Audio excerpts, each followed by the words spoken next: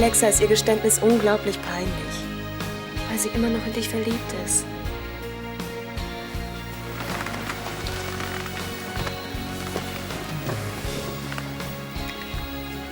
Jule, ich werde alles tun, damit der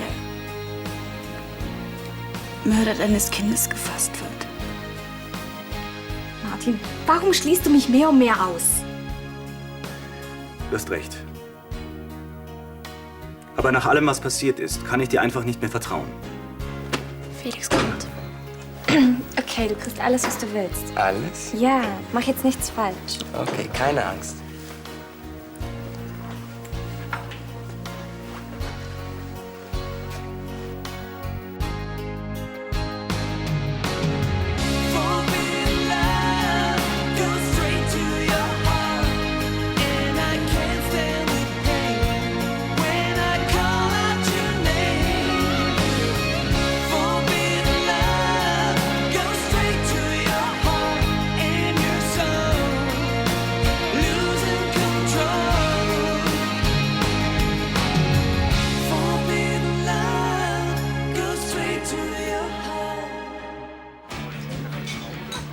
Felix. Hi, bist du schon lange da? Komm, trink doch was mit uns, hm? Ich habe keine Zeit. Warum bist du dann überhaupt hergekommen? Ist doch egal. Einer von meinen Jungs ist stiften gegangen. Und wie sieht der aus, den du suchst? Was geht dich das an? Wie die Schwererzieher nun halt mal aussehen? Was soll diese blöde Fragerei jetzt? Entschuldigung. Wir müssen uns eben weiter ohne dich amüsieren. Aber das dürfte wohl kein Problem sein. Hi. Ich weiß auch schon, was wir heute Abend machen. Kennt ihr euch eigentlich schon? Ja, ich habe ihn mal bei Alexa in der WG gesehen. Mhm, Andi wohnt da. Aber das Beste kommt noch. Alexa und Andi sind jetzt zusammen. Ist das nicht cool? Ja, ich muss weiter. Okay, ciao. Ciao. Er ist weg.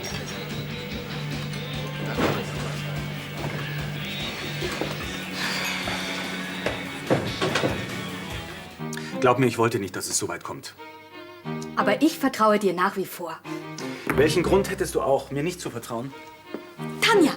Tanja hat mich genauso hintergangen wie du. Aber ich habe dir von Anfang an gesagt, dass ich nichts von ihr halte. Ich habe dich sogar vor ihr gewarnt. Du hast versucht, Tanja eine Unterschlagung anzuhängen. Ja, um dich wieder zur Vernunft zu bringen. Das rechtfertigt nicht, dass du hinter meinem Rücken diesen Wahnsinn inszeniert hast. Ich hatte keine andere Wahl. Wir konnten niemanden einweihen, um Marie nicht zu gefährden. Als ob dich meine Tochter jemals interessiert hätte. Martin? Sie war dir egal, immer schon. Oh, das ist eine solche Gemeinheit. Du weißt ganz genau, dass es dir nie etwas bedeutet hat. Du hast in Kauf genommen, dass ihr etwas passiert.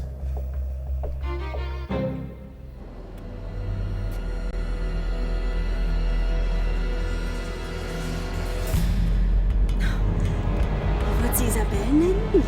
Wenn du nichts dagegen hast. Ein kleiner... Was macht er da?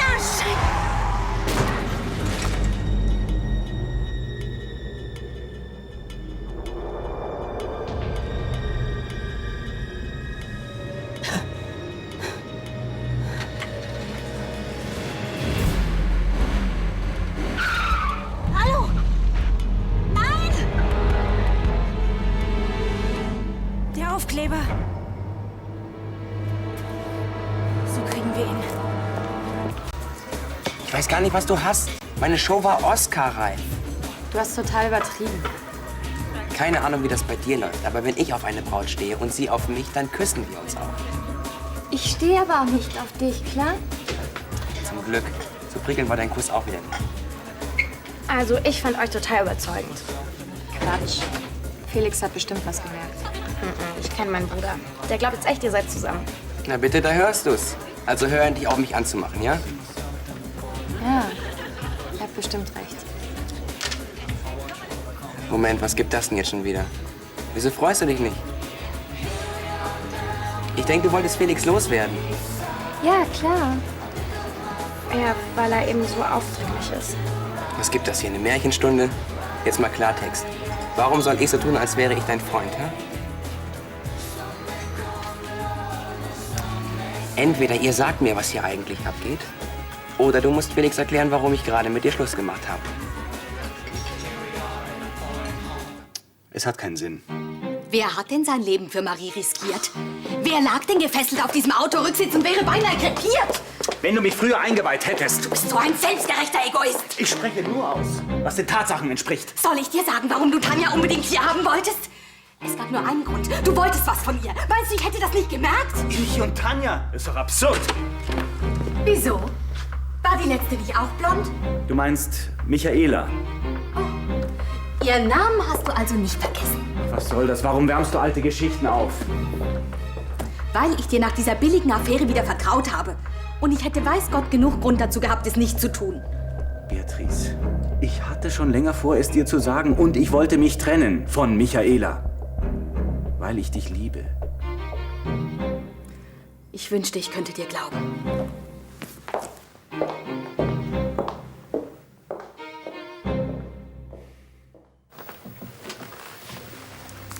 Wie geht's ihr? Tom hat ihr Jule ist immer noch ruhig gestellt. Warum? Warum ist unser Baby gestorben? Es hatte nicht mal eine Chance.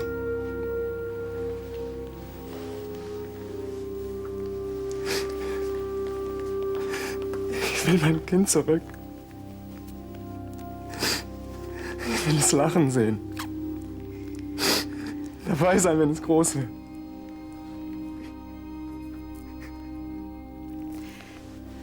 Das würde ich auch gern. Und ich will, dass dieser Kerl geschnappt wird, der das alles zu verantworten hat.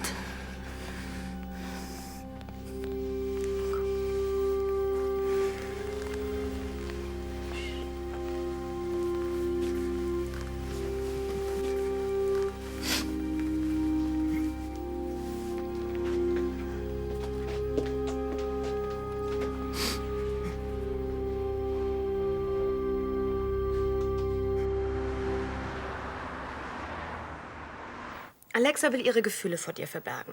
Also besorgt sie sich jemanden, den sie als ihren Freund ausgibt. Marie, die beiden haben sich geküsst. Schon mal was von einem Filmkuss gehört? Ja, zufällig mache ich Videos. Ich weiß, wann etwas echt ist und wann etwas nur vorgespielt ist. Ich find's trotzdem komisch, dass Alexa sich neu verliebt hat. Ja, sowas passiert eben. Ich kenne sie auch ein bisschen.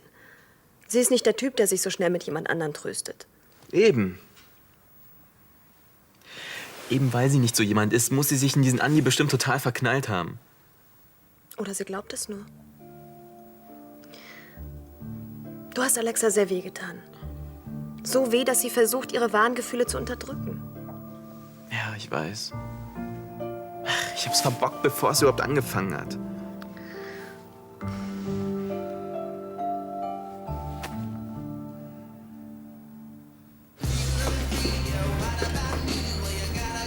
Frau Mohr? Herr Gerresheim, ich wollte Sie gerade anrufen. Entschuldigen Sie, dass es so lange gedauert hat, aber der Gerichtstermin zog sich ewig in die Länge. Ja, klar. Wollen Sie irgendwas trinken? Mineralwasser. Der Kollege auf dem Revier meinte, Sie könnten noch ein paar sachdienliche Hinweise machen. Ich war noch mal an dem Ort, wo der Unfall passiert ist, einfach um mich besser erinnern zu können. Danke. Also der Wagen, der mir die Vorfahrt genommen hat, der wurde eindeutig von einem Mann gefahren. Können Sie ihn beschreiben? Haare, Aussehen, hat er etwas Auffälliges an? Es ging einfach alles so schnell. Verstehe. Ja, aber der Wagen, das war ein roter Jeep, das weiß ich ganz genau. Und das Nummernschild konnten Sie aber nicht zufällig erkennen. Nee, das war leider zu dreckig. Um welche Automarke, um welches Modell handelt es sich bei dem Jeep? Oh Gott, ich kenne mich da überhaupt nicht aus. Aber ob er geschlossen war oder offen, das haben Sie doch sehen können. Nein, leider auch nicht so richtig. Aber hinten an dem Auto, da war ein Aufkleber dran. Den habe ich mal aufgezeichnet. Hier. Ziemlich auffällig. So, dass man ihn nicht vergisst. Könnte sein, dass er uns direkt zum Täter führt. Hoffentlich. Aber er war auch,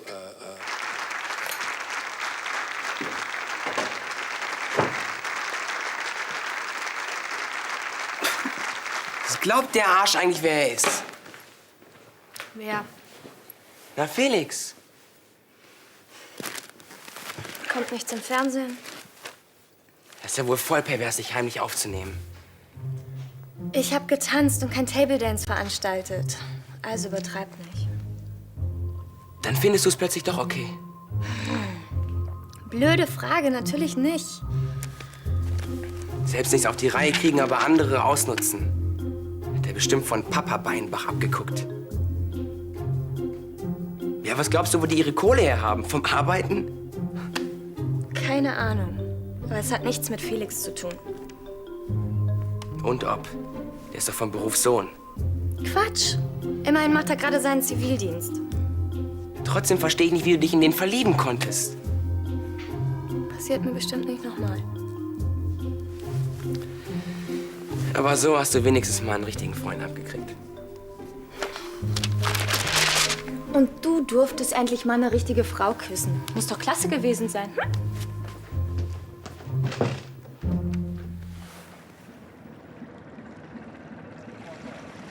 Ja, und wenn wir Dr. Pellander einfach zu Frau Konsul setzen? Das gibt Mord und Totschlag. Ja, dann weiß ich auch nicht. Wie wir es auch drehen und wenden, heute haben wir einfach einen Tisch zu wenig. Oder 2 Gäste zu viel. Na, jetzt nehmen wir es mal gelassen. Vielleicht sagt dir im Laufe des Tages noch einer ab. Hallo, Charlie. Oh, guten Morgen, Beatrice. Ach, die Reservierung für heute Abend, die kannst du streichen. Der Tisch, der uns fehlt. Ich glaube kaum, dass Martin heute Abend großen Wert auf meine Gesellschaft legt. Und ich auch nicht auf seine. Habt ihr denn gestern Abend nicht mehr miteinander gesprochen? Oh doch. Aber jetzt haben wir einen richtigen Krach. Aber ihr vertragt euch doch wieder, oder? Nein. Weißt du, er ist einfach zu weit gegangen. Der hat mir Sachen unterstellt und ich habe immer gedacht, dass er mich liebt. Ach komm, mancher Streit beruht einfach auf einem Missverständnis. Er sagt, dass er mir nicht mehr vertrauen kann. Es wäre einfach zu viel hinter seinem Rücken passiert. Naja, dann nimmt es dir eben immer noch übel, dass du dich für Lukas Roloff eingesetzt hast. Das weiß er noch gar nicht. Ach. Das Gespräch dauert doch wohl etwas länger, als ich dachte. Wenn Sie wollen, kann ich aber Bescheid geben, dass Sie da sind. Nein, Maries Geschäfte gehen vor. Darf ich wenigstens einen Kaffee anbieten? Später vielleicht. Okay. Dann sind wir uns also einig? Ja, klar. Ich meine, Stars abzuschirmen ist mein Job. Dass da Schwierige dabei sind. Wenn du dich lieber um Simon kümmern möchtest, dann Nein, verstehe ich das. Ich weiß ehrlich gesagt gar nicht, was ich für die beiden tun kann. Wir haben uns alle so auf das Baby gefreut. Und jetzt? Ah, dein Vater. Er wartet also. Bis dann. Hey, wenn ich irgendwas für dich tun kann, dann... Ja, dann melde ich mich. Papa, das ist ja eine Überraschung. Hast du Lust, mit mir zu frühstücken? Geschäftlich oder privat? In deiner Eigenschaft als meine Tochter. Wir könnten danach noch ein bisschen ausreiten. Was ist denn passiert? Nichts. Da würdest du in deiner Firma sitzen und deinen Geschäften nachgehen. Beatrice und ich, wir haben uns gestritten. Über Tanja. Könnt ihr das Thema nicht endlich mal abhaken? Sie hat mich belogen, das kann ich nicht so einfach vergessen. Und Beatrice scheinbar auch nicht. Sie glaubt doch tatsächlich, ich wollte mit Tanja eine Affäre beginnen. Wie kommt sie denn auf sowas? Ja, nur weil ich damals etwas mit dieser Anwältin hatte, heißt das noch lange nicht, dass ich jeder Blondine nachsteige. Entschuldige. Entschuldige ich lieber bei deiner Frau. Beatrice hat zwar ihre Fehler und unser Verhältnis ist nicht das Beste, aber in einem Punkt muss ich ihr recht geben. In welchem? Hätte sie dich in den Plan gegen Tanja eingeweiht, dann wäre er gescheitert.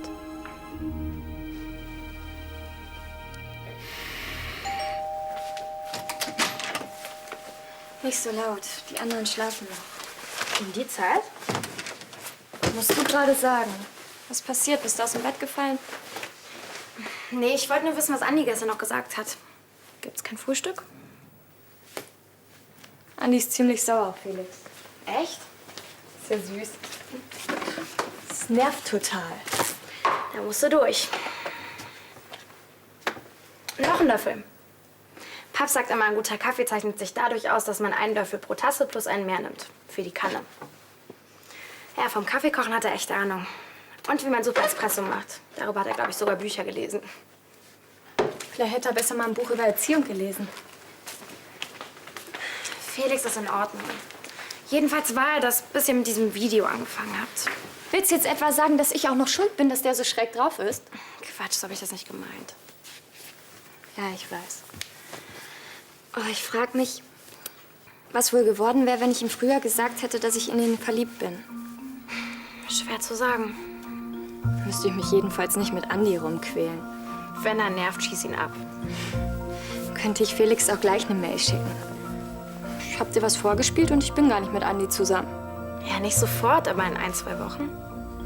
Ach, bis dahin bin ich reif für die Klapsmühle. Mann, du siehst immer alles viel zu schwarz. Aha, die Kaffeemaschine. Warum freust du dich denn nicht einfach, dass Felix genauso reagiert hat, wie wir es uns dachten? Oder bist du etwa immer noch in ihn verliebt? Quatsch. Ja doch!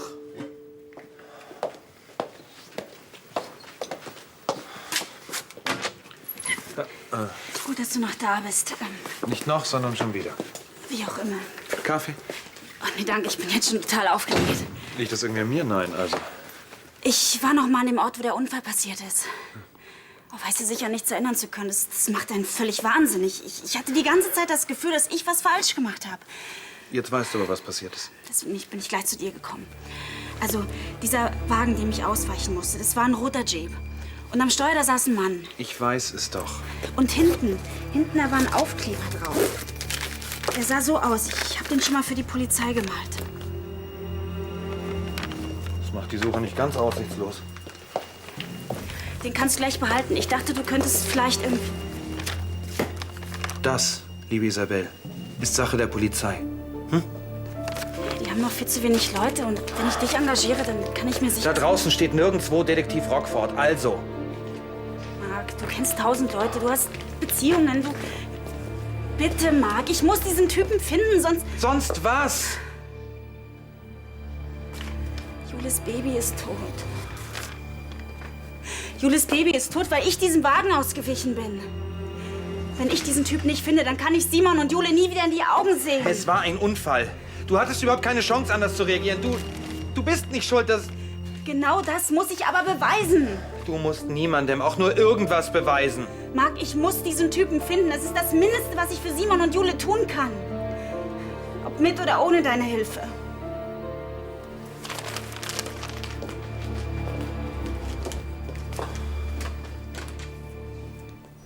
Schmeckt er nicht? Doch, ausgezeichnet. Einer alten Tradition folgend nehmen wir auch immer einen Löffel Kaffee mehr.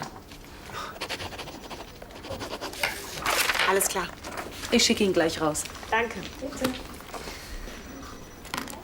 Vielleicht sollte ich meinen literarischen Horizont erweitern. Wie wär's mit dem Eheratgeber? Aber wie ich meine Ehe retten soll, steht da bestimmt nicht drin. Und deshalb versuchst du jetzt die Antwort im Kaffeesatz zu finden? Besser als gar keine Antwort. Ach, Papa. Warum versöhnst du dich nicht einfach mit Beatrice? Sie hat das alles doch nicht aus Bosheit getan, sondern für Henning und mich. Sie hätte mich einweihen müssen. Oh Gott, bist du manchmal stur. Hör mal zu, sie ist meine Frau und sie muss mir vertrauen. Sie muss gar nicht, sie kann dir vertrauen. Wenn du sie respektierst. Aber das tue ich doch. Nein. Du korrigierst ständig ihre Entscheidungen. Misch dich in alles ein, weißt alles besser. Du forderst Vertrauen und hast keins in sie.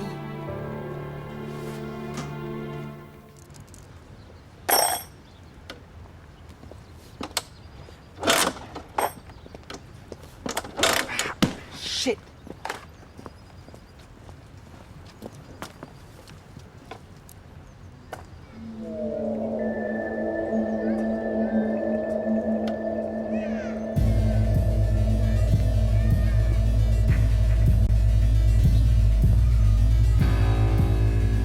Hallo. Na, wo filmen wir heute? In der Umkleide? Auf dem Damenklo? Ich weiß nicht, was Alexa dir erzählt hat. Alles. Wie sie sich für dein Video abgemüht hat und wie du sie ausgenutzt hast. Ach, tut mir leid, wenn das so bei ihr angekommen ist. Das Einzige, was dir leid tut, ist, dass du mit dem Video jetzt nicht angeben kannst. Das hatte ich nie vor. Ach, und was hattest du vor? Das geht dich gar nichts an. Alexa ist meine Freundin. Alles, was sie angeht, geht auch mich was an. Also warum schleichst du hier rum? Komm aus dem Weg, Mann. Ich denk gar nicht dran. Ja, Dr. Kamp. Ich richte es aus. Auf Wiederhören. Was wollte Herr Kamp denn? Er sucht händeringend einen Anwalt. Für seine Firma, ich weiß. Ja, und er lässt nachfragen, ob Ihre Frau vielleicht noch jemand anderen als Lukas Roloff empfehlen kann. Alles klar? Ja. Danke, ich richte es meiner Frau aus. Jetzt wird mir so einiges klar. Soll ich raten oder willst du es mir erzählen? Lukas Roloff hatte sich bei Kamp beworben. Zum Glück konnte ich in letzter Minute verhindern, dass dieser Winkeladvokat von Kamp eingestellt wird. Ich dachte, du hättest große Stücke auf Lukas Roloff. Kompetent ist er, aber charakterlos und illoyal. Für Geld tut er alles. Ich habe ihn entlassen und Beatrice empfiehlt ihn ohne mein Wissen an Kamp. Sie wird ihre Gründe haben. Sie wusste genau, dass ich das nie billigen würde. Trotzdem hat sie es getan. Hinter meinem Rücken. Und ich wollte ihr schon wieder vertrauen.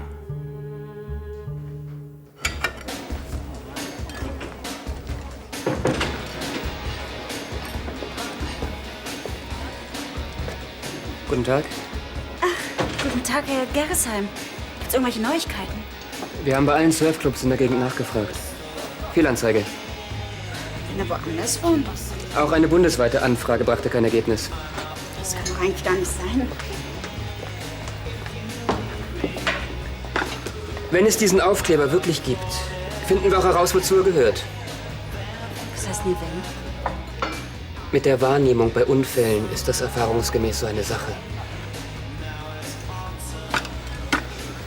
Neulich hatte ich einen Fall, da meinte jemand, er sei einem Feuerwehrauto ausgewichen.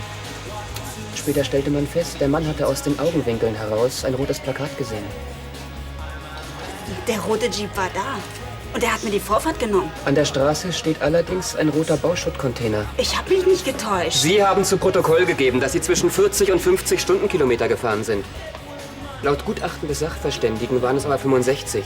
Ich hätte den Wagen auch mit 70 noch unter Kontrolle gehabt. Wenn dieser verdammte Jeep nicht gekommen Wie wäre... gesagt, manchmal sieht man Dinge... Da war ein Jeep. Verdammt nochmal, glauben Sie mir nicht. Doch.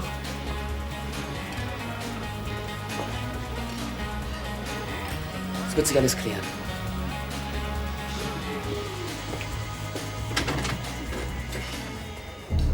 Na los, komm. Trau dich, schlag zu. Wie alt bist du eigentlich? 5 oder 6, hä? Wenn du noch einmal in Alexas Nähe kommst. Ich bin hier rein zufällig vorbeigekommen. Noch einmal und du bist fertig, klar? Bist du jetzt fertig? Alexa ist mit dir fertig. Also renn schnell heim, damit Papi dir eine Freundin kaufen kann. Los! Komm! Halt mal, du Arsch! Felix!